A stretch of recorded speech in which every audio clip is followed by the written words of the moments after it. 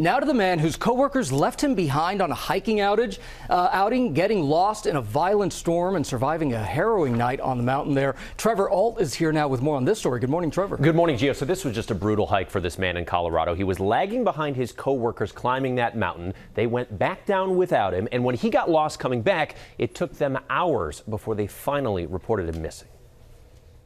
This morning, what started as an office hiking retreat turned into a rescue expedition in Colorado after a man was left behind by his coworkers. Officials say a group of 15 people started to climb 14,000-foot Mount Shavano early Friday morning, but in what might cause some awkward encounters at the office in the coming days and weeks, one member of their party was left to complete his final summit push alone. Our subject was getting close to the summit and took a break. And some of the people who were in his group were already starting to head down.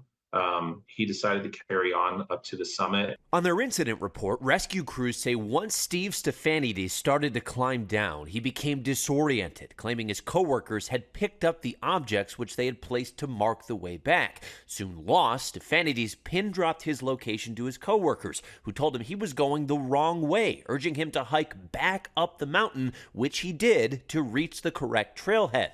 Later, Stephanides sent his location a second time, but then a strong storm swept through and he lost service just before 4 p.m. His coworkers didn't report him missing until 9. He basically got kind of a little bit disoriented as to where the trail was. Stephanides spent the night stranded on that mountain, telling rescue crews he fell repeatedly and was eventually unable to get up. Being in those kind of cold, freezing rain winds, it takes a toll on you. It wasn't until Saturday morning when the weather cleared that he thankfully regained cell service and called 911, allowing rescuers to finally zero in. All of the teams that were involved are all volunteer rescuers. It's tiring, but it's rewarding when we go out and find people and are able to reunite them with their loved ones. It's fantastic.